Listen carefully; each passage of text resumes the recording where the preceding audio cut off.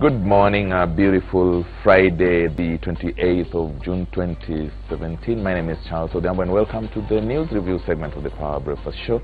This morning, it's my pleasure to introduce Anne Nyokabi Gadesha, Kiambu Women Representative, and Norman Magaya, Chief Executive, the National Super Alliance Coalition, who are my guests. So we were expecting to be with Gabriel Mudhuma, who is one of our regular analysts, but he's gotten held up and is not going to be with us.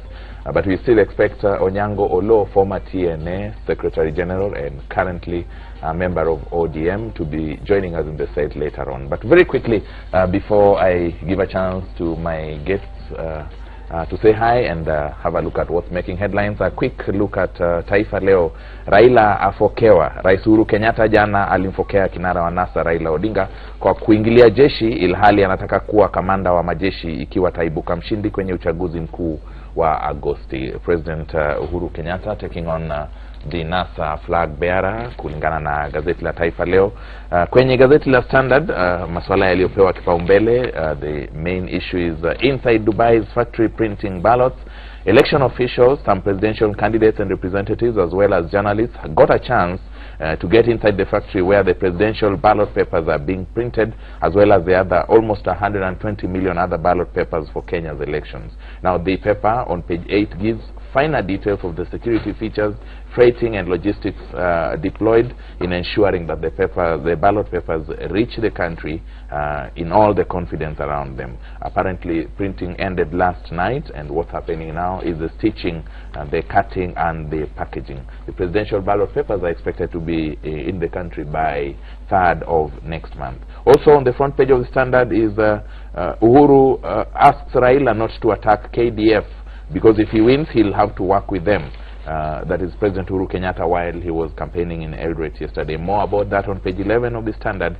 And NASA in Turkana, Odinga says if he wins, he will sign into law a bill that will give counties a share, or Turkana County a bigger share of the oil resources. Other stories making headlines in the Standard this morning. Page 4, Tanzania blocks 20 Kenyan farms in exports row. Now, Brookside Dairy is among the companies that have been blocked from accessing markets in Tanzania, despite last week's pact ending hostility. Matters are complicated by the requirement of Kenyan professionals to pay 5,000 shillings for business visa, even for a one-day working visit. And this is in defense of the regional agreement allowing for free pass of up to 6 months on the job. Other stories in the Standard, Kenyatta University now says it has plans to shut its Tanzania and Rwanda campuses. Communication from the institution says the university is complying with the government directive that requires them to close campuses set up outside the country. A sad bit of news, 7 people die in a horror crash. 30 other passengers admitted to hospital with injuries after an accident that occurred along the Nakuru-Eldoret highway yesterday. Also in the Standard, more details about the Dubai farmer completing printing the presidential ballot papers and the progress so far as shipping them here is concerned. The Daily Nation, top on the page is what polls predict on the fate of governors. Now, there's those who are sitting pretty according to the latest Infotrack polls, and this includes Zachary Okoth Obado of Migori, Wycliffe Ambetsa Oparanya of Kakamega, Josephat Nanoko Turkana, and Ali Hassan Joho of Mombasa. Then there are those who are fighting. This includes Evans Kidero, Peter Munya, Amason Kingi, Jackson Mandago, Martin Wambora, and Ken Lusaka. Then, according to Infotrack and the Daily Nation, there are those who are already toast if elections were to be held now, and this includes Daniel Waithaka of Nyandarua and Joseph Ndadi of Kirinyaga. Also on the front page of the Daily Nation, Mudavadi denies land-grabbing claims. More on this on page 9, following the release of a report by the National Land Commission on the repossession of hundreds of title deeds for various parcels of lands spread across the country. Page 2, there is hope. Major cleanup amid cholera outbreak. Now, the government deploys 5,000 youths to collect garbage in Kisumu, Kwale, Nairobi, and Kilifi as a way of curbing the spread of cholera, which has been in the news lately across the country. Page 4 and 5, details about campaigns for NASA and Jubilee, Raila to give Turkana oil money. Uhuru takes on NASA over new court petition, as well as about 160 cases or nominations at the tribunal. Apparently, with just about 10 days to the elections, over 160 petitions challenging nomination lists submitted by IEBC to IEBC by political parties ahead of the general elections have been filed. More stories about the Infotrack poll results also on page 6 of the Daily Nation, and page 9, like I told you, stories about Musalia Mudavadi and Joe Nyaga fighting back over Karura land grab allocation. Back page of the Daily Nation, 10 die, scores injured in accidents. A total number of those who are hurt is yet to be confirmed, but it's being put at about 48 who are rushed to various hospitals following the accidents that happened across the country. Ladies and gentlemen, welcome to the show. Thank you. I start with you. Good morning, viewers, and thank you for inviting us here this morning. Thank you very much. Norman? Good morning, viewers. 10 days, good to see you. 10 days, good to see you. What an interesting way. We start off with Mudavadi and Joe Nyaga denying allegations that they had grabbed land that has now been repossessed. This is a story that hit the airwaves yesterday. It was in the papers and everything. Why at this time? Actually, when I saw that in the paper, I was very happy. Simply because the work that the National Land Commission does is so critical, it's so crucial. I remember last year, I think June, when they were collecting views.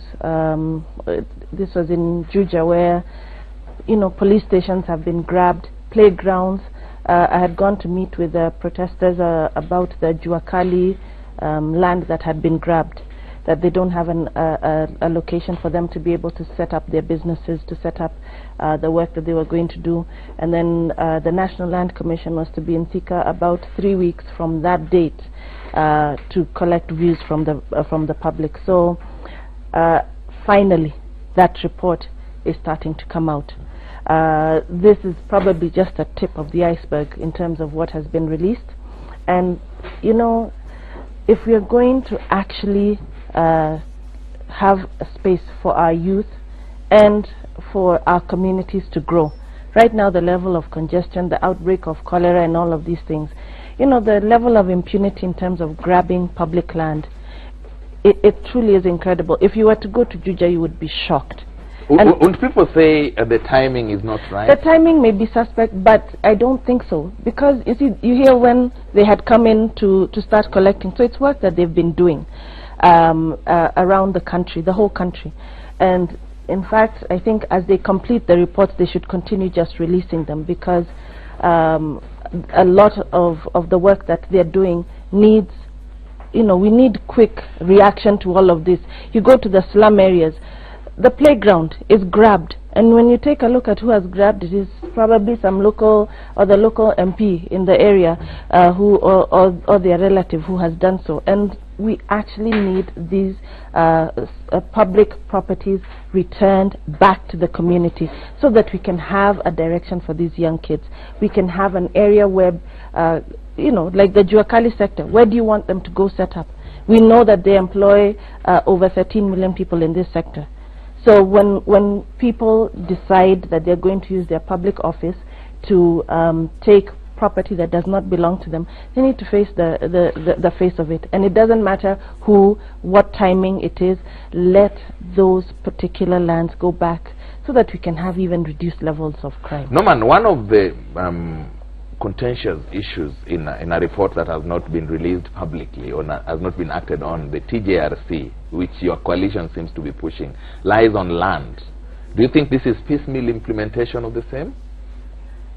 This is NIS propaganda. There's nothing there. One, the National Land Commission itself has been a party in a case before the Supreme Court. And the Supreme Court held that the National Land Commission has no powers in law, real or imagined, to revoke a title deed. It's a position they know. It's well settled in law. The same position is enforced by the Constitution, that a title can only be impeached by an order of court. So for them to say, come in public and purport to revoke title deed when they know that the legal position is otherwise, is to mislead the public and they are only trying to, despite the fact that it's a constitutional play body. politics. Secondly, you cannot revoke a title deed or purport to revoke a title deed of a land that somebody does not own, and you go public and say that, this person owns a land in a specific place. Here the person owns no land there. Where are the documentation? Where is the title you are purporting to have revoked? That's why I say this is propaganda. But having said that, I think we've said that the land question in Kenya does not need a piecemeal approach, and the National Land Commission itself has not been able to function optimally because of interference from the national government. And unless we take a holistic, honest approach to the land question in Kenya and confront it and put the ghosts of the past and the land question to rest, these are issues that will continue to come up. How more holistic could it be? More holistic is that the nation needs to be at peace with its past. Those past land transgressions must be sorted out. All of them, where there is subdivision supposed to be done, where there are repossession of title deeds supposed to be done, where there is public land that has been grabbed that needs to be returned to the state. All that must be taken holistically. And the most contentious issue has been the question of community land in most cases. Unfortunately, the parliament, the 11th parliament that Honorable Nyakabi sat in did not help much. They did not deal with the community land bill in a manner consistent with what the constitution says. Mheshimiwa Anne Nyakabi, one of the interesting things about this report by NLC, National Land Commission, was that certain communities were supposed to give back land they have been in for years and years. Don't you think this is going to be a recipe for confusion and disorder? Asking a whole clan to move out. They're not being asked to move out. I think what is at stake right here is in terms of the land being held for in trust. Correct? I think you're talking about. There are about 4 communities. The community that lives within the forest and attempts to do the preservation. There are several, I think about 4 communities living around Kisumu International Airport, for example, that have been asked to give back the land that they have been settled in for many years. When you take a look at those issues in terms of the settlement areas, right? Now, airport, the issues of security, etc. We take a look at what works in the interest of the community and what works in terms of do we want Kisumu to continue to grow or don't we want it to grow, and how does the human settlement within. It's just the same thing with the Mombasa International Airport, where part of that land is too close and in terms of the security of even the aircrafts coming in. But when it comes to the issue of community land, the National Land Commission actually has a responsibility. And now, Mr. Magaya, I don't think that you're right in terms of the ability to revoke titles. When you take a look at the issue, what is vested within the National Land Commission, it is community land, public land. So yes, in terms of, you can't say that you're going to hold a title that belongs to the community. And on this issue, I want to take a specific issue. You've seen what has happened, Kiambu Institute of Science and Technology. Which is still in the headlines. Yeah. That's like a joke. Somebody is a trustee and they transfer the land to themselves. You know, those are clear cases where people should be in jail right now. The concerns by Norman that you people in the 11th Parliament didn't do as much in resolving this issue. The issue of the, well, there was first of all the issue of the jurisdiction, and in terms of what the National Land Commission, remember there was a huge uproar in terms of what the directives that they were supposed to implement, they had to actually be pushed to actually start doing some of the work that they are doing. And land is a contentious issue, but we actually need to understand that land is a means of production. It should not be regarded the way that it is right now. So many contentious issues. You have thousands of acres that is lying unused. But when those lands revert back to the community and the communities are able to develop that land for their benefit, I think we will begin to see a better country. Is it the genuine? 11th. Norman says this is just No, propaganda. I don't believe that it's propaganda, because when you go down to the issues, and I can speak on the issue of Kiambu because I'm well aware in terms of the problems that we have when you grab a police station. So where you know that the land that the police are actually on, they're being threatened to be thrown out by some developers, crooked developer, who thinks that it is right to, you know, to Norman, come. And it was first of all people who were in administration who sold that land off. Norman, people have been crying for action. Action. Somebody says this is the beginning of action. And you say this is just mere propaganda. Why would you say so? Charles, there is nothing cogent here. I've told you the National Land Commission knows too well. It's a position settled in law. They were party to those proceedings in the Supreme Court. And they were told the National Land Commission has no powers in law to impeach a title deed. So are they acting in contravention of the advice of the Supreme Court? That power is only vested. They can only act in a case where the person holding the title, okay, surrenders the title to them by consent. Otherwise, if they want to impeach that title, they must go to court. That is the law. And what is the process that is for the law. beginning it? That is the law. The National Land Commission knows the process. They go to No, the no, Land no. and Environment Court, say this is public land, this is our evidence, and they have so much material in their possession that if they went to court, they will revoke those So is titles. it like this has really been blown out? So what they are doing is to just pull wool over the eyes of Kenyans.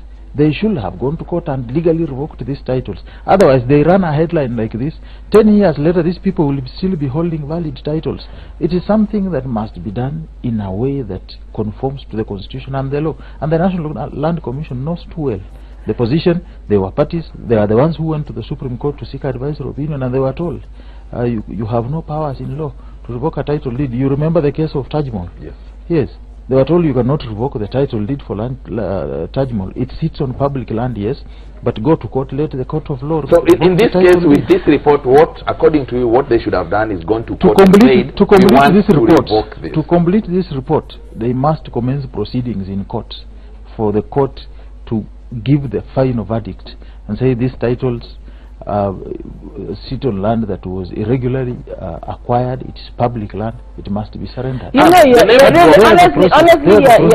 you're completely in contradiction to what you're saying, because the report must be written, correct, before they do any other proceedings. Certainly. So the fact that a reporter was able to go and get this information, part of the report, because it's not something that they had brought out, right? Some reporter went and got this information and brought in. It's not a report making recommendation that these titles are going to be revoked. It says the National Land Commission has revoked. Yes, that is the language used. But you see, that is what must be presented for the legal proceedings to be done. Every department has its responsibility. A report that says National Land Commission has revoked or intends to revoke. No, well, we would have to revoke it. What they should say they are commencing the process. His argument is they have no authority in law to revoke any title deeds. They are just part of the process. Part of the mandate of the Land Commission is to maintain the integrity of community land. Therefore, the revocation of those titles, yes. And when you take a look at that's 2,000 acres, that the title belongs to who? Kenya Forestry Services. So let those who have decided that they are going to sit down on public property and then purport to stand up in public to claim, or pointing hands while they are living in a glass house. Everybody who is guilty of all of these things, you start packing off public land. So is land. this name dropping intentional? I highly doubt it, because when you take a look at these are just part of the reports, isn't it? Why didn't the journalists get the full report and start, name drop all of the ones that were there? The news review segment, we are looking at what's making headlines, why it is in such a particular way, like Anne has raised and like Norman is saying. And we'll be looking at this because this is an issue. Land issues are very emotive and contentious in this country, and you can bet this issue is not going away soon. It will keep whining and whining and whining. At this point, I need to invite my director after this just to play for us a clip on the Jubilee and NASA campaigns. This is because it's accusations and counter-accusations 10 days before the polls. Is this going to help Kenyans make a decision on the right kind of leadership that they want? And we'll start off with the Jubilee, who are now telling NASA to keep away from going to court. This is a subject Norman will always thrash and say it's their right. My director, if you have the clip on Jubilee.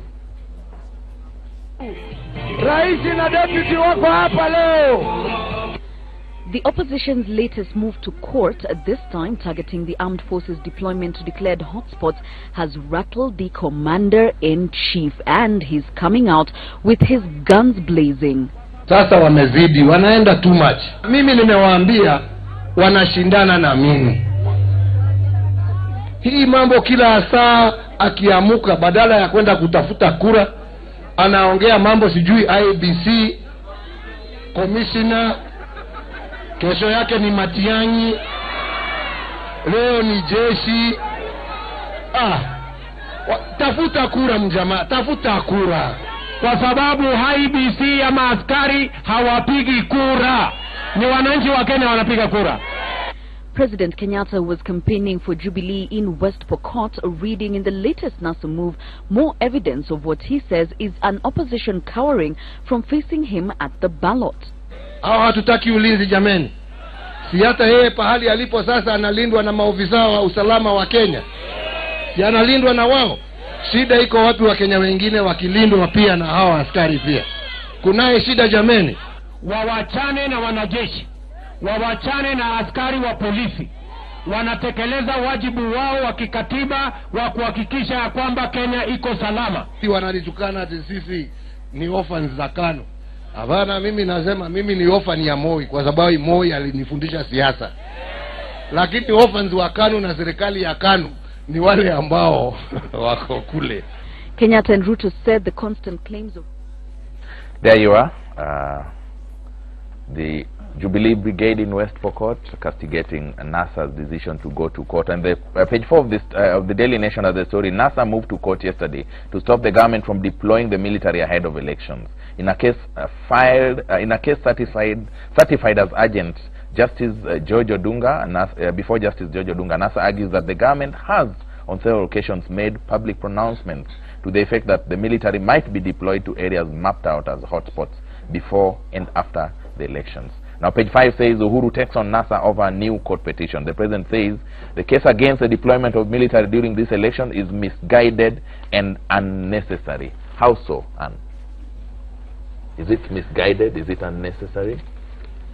Now, when we take a look at the issue of the constant, first of all, when a party is consistently in court trying to stop the printing of ballot papers, trying to move the election date, trying to stop elections. There was a case to move the election dates? Well, there's a case to always do something to make sure we don't go to the ballot box.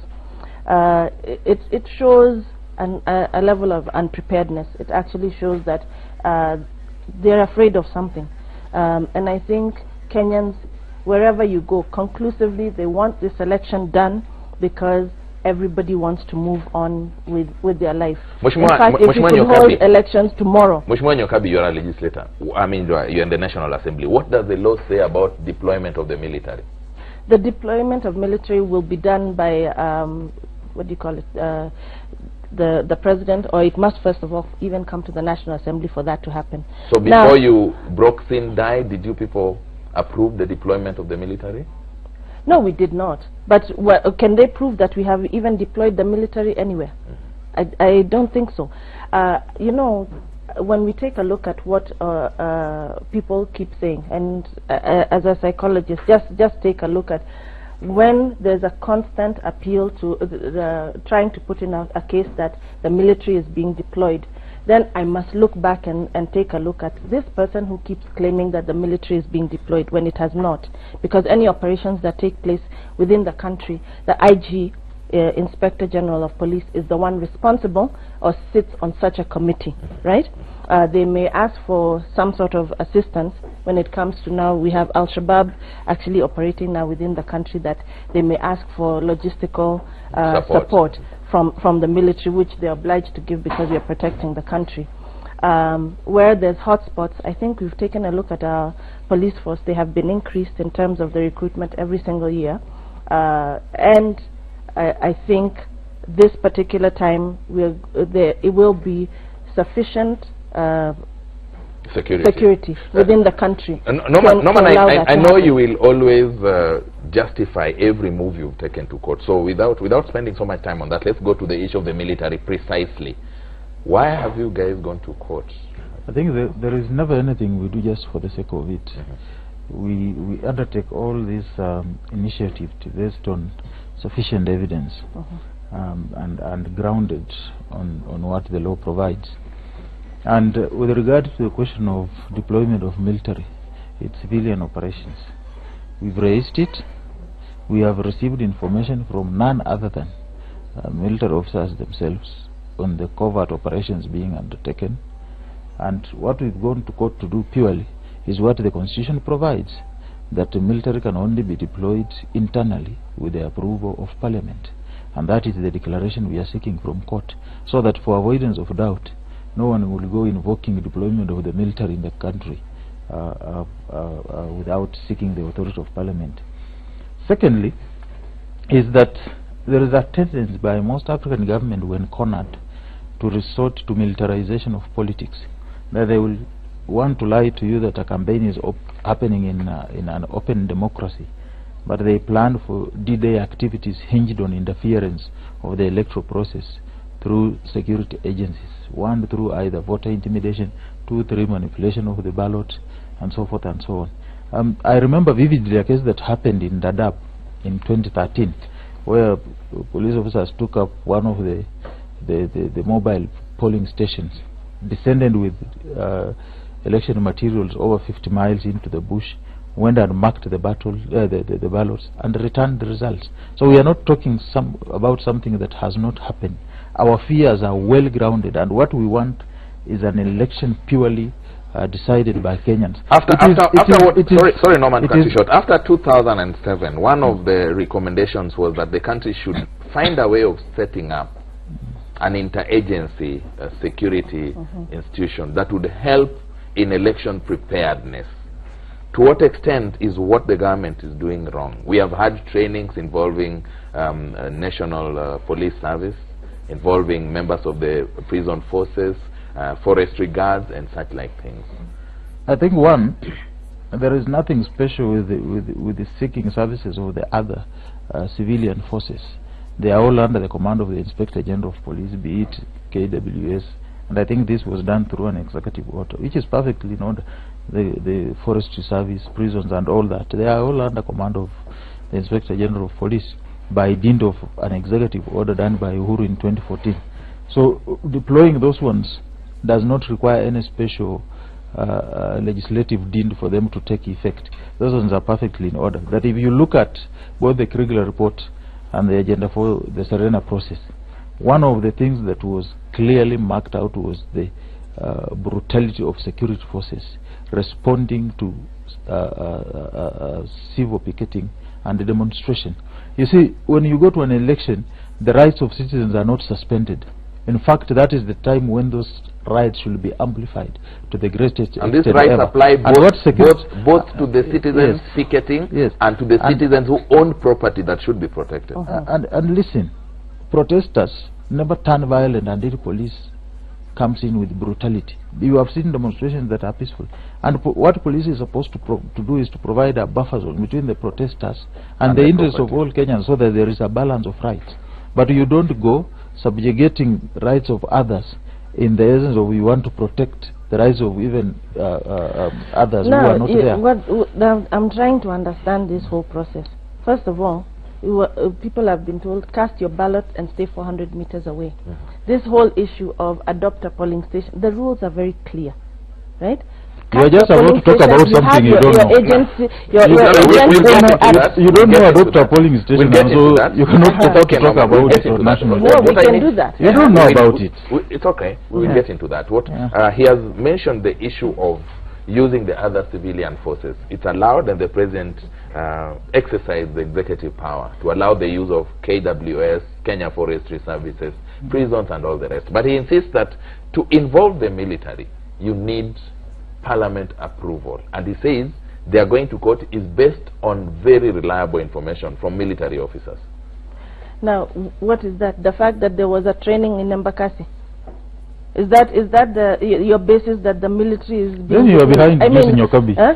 You are behind it use. Embakasi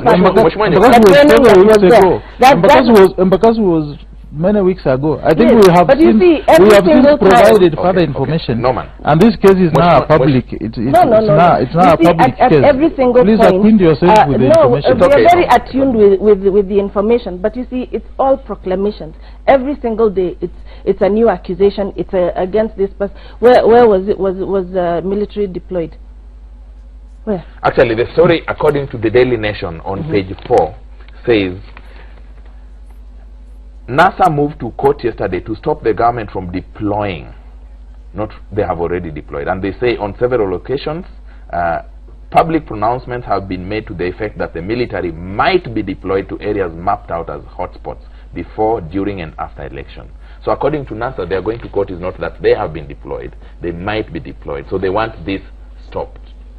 When we take a look at where the military has gone in, is maybe areas like Baringo where there was that incursion and that fighting. Yes. So to maintain the peace within the area. To ensure that there's law and order, a curfew has been placed in certain areas because we know, and the whole country is aware, that there's infiltration of Al-Shabaab and there's a real threat during this time from foreign incursion within the country. That border area and the security is happening.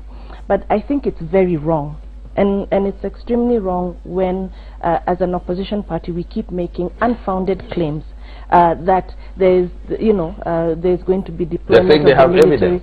Where is the evidence? Has he shown it to you? They're saying that they brought it to court. The evidence is in court, and I've told her every single time. The evidence is in court. Unfortunately, yes. And how many times have their things been thrown out of court for non-provision? We'll get back to that. And if they get thrown out, why do you complain? We're not complaining. If you go to court and they're thrown out, why do you complain? As the president said, face us man to man and stop trying to bring in all of the other institutions. IEBC was a big issue. Oh, they need to go, they must go, and this. They went. What is the problem now? Oh, no. There's always some issue that you want to bring up. Go to the electorate and get votes there. That is what the votes are in people's pockets. That is they're not where? It's not IBC, it's not KDF that is casting the vote. No. All they do is just maintain security of Kenya as a country. We'll be getting back. Let's take a commercial break. We'll come back and we'll come to you. I must respond to yes, you will rumors she's spreading on national TV. You will respond to that immediately after this, because my director tells me we need to take a commercial break, which we are doing right now. When we come back, the issues you have raised about the vote is in the people's pocket. Somebody will ask, institutions are provided with a mandate to ensure that this vote counts. Is it right to check if these institutions are doing the right thing? Shortly after this.